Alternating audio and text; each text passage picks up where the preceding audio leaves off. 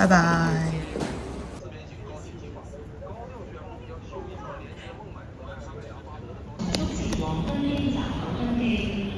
上機啦！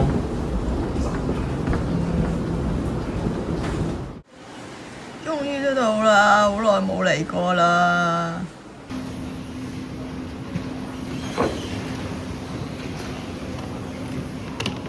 難得啦！今次我哋喺 Toyota Rent-A-Car 租車，為咗應付落雪，我哋揀咗 SUV 1，咁佢就俾咗架 Yaris Cross 我哋。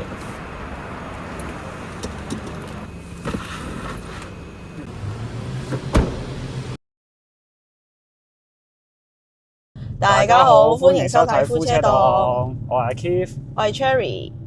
我哋而家揸緊猶太，大家估下我哋去咗邊度？你話呢？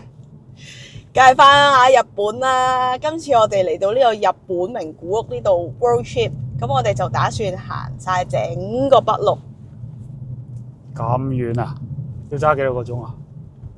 其實咧又唔係揸好耐啫，比起喺個加拿大嘅我哋咧，呢度真係揸車真係濕濕水。咁啊喺加拿大閒閒地嘅都揸3-4個鐘去露營啦。今次我哋都係2個鐘一個 stop， 2個鐘一個 stop 咁樣啫。今次我哋呢個旅程咧，總共咧就有8日喺日本，7日係玩嘅。因為頭尾都係 travel 啦。咁我哋臨走嗰日咧，我哋要 travel 勁耐啊！係喺小松坐飛機去東京羽田，要喺羽田轉翻去成田，跟住卡隔離再翻多倫多。總言之就係錯。係啊。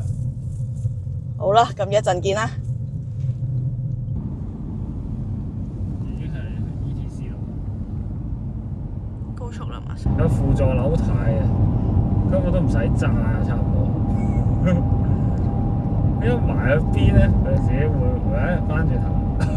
扭軚。係啊，少少轉彎嘅咧，根本上貼住條線佢都會幫我扭啊。其實佢堂軚都唔直，唉，根本都唔使揸嘅，油都唔使俾。腳痛都唔怕。落雪了。歡迎我哋啊！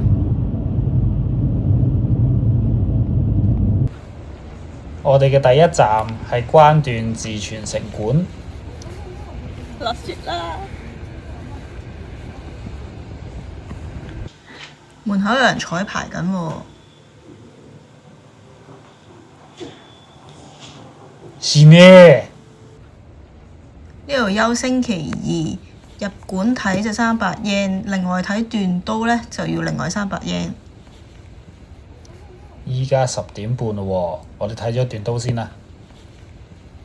師傅加熱斷爐，燒熱肉鋼。燒熱到特定溫度就要拎出嚟，捶打加壓。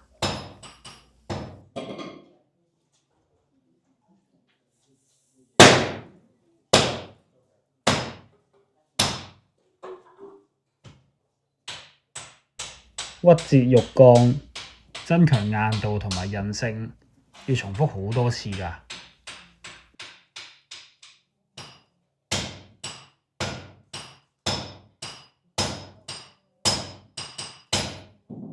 重複加熱再捶打，因為步驟太多，展示場只可以做到打貼俾觀眾睇。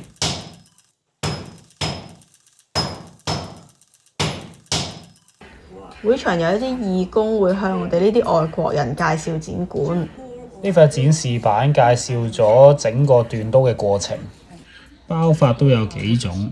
左邊呢種係傳統嘅包法，4方揭。不過因為太複雜，所以現代嘅刀都係用最右邊嘅包法。用硬鋼包住啲軟鋼就可以增加柔軟度，咁就冇咁易斷啦。呢位係白銀師，佢嘅職責係整刀組同圓頭。如果太緊，把刀就掹唔到出嚟；太鬆，鞠躬嘅時候就會跌出嚟。至於呢位鞘師呢，就係負責整個刀鞘。佢會用玉蘭木呢一種木呢，佢嘅可塑性好高。你知唔知原來佢個刀鞘係用帆嚟黐嘅？咁搞笑！病卷師嘅工作就簡單啲，不過其實都好重要㗎，係因為當武士殺咗人之後，嗰啲鮮血會流咗喺劍柄嗰度，呢一個綁法可以令到武士冇咁跣手。研師就係負責磨刀嘅，佢會用7種嘅刀石由粗至幼不停咁磨同埋拋光。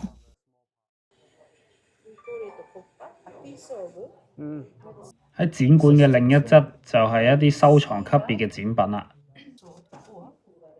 呢一把係室町時代關市出名嘅孫六兼元打造，四方揭就係佢發明㗎啦。呢把係腰刀，係直身刀具。仲有其他大師出品嘅日本刀。個義工話佢識一個出名嘅刀匠，佢7年前整一把刀啊，淨係刀身都叫價300萬 yen 啊！哇，咁貴㗎！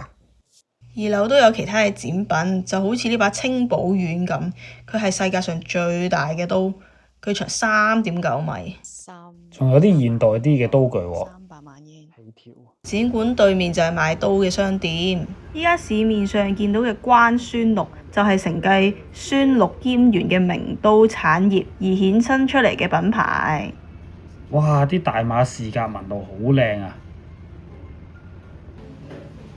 另一邊就有鉸剪同指甲鉗等等。下一集我哋會去越前市嘅鍛刀村拜師學藝，親手整一把 Made in Japan 嘅刀啊！想知鍛刀體驗係點，就記得 subscribe 我哋嘅 channel 啦。我哋下集見啦，拜拜。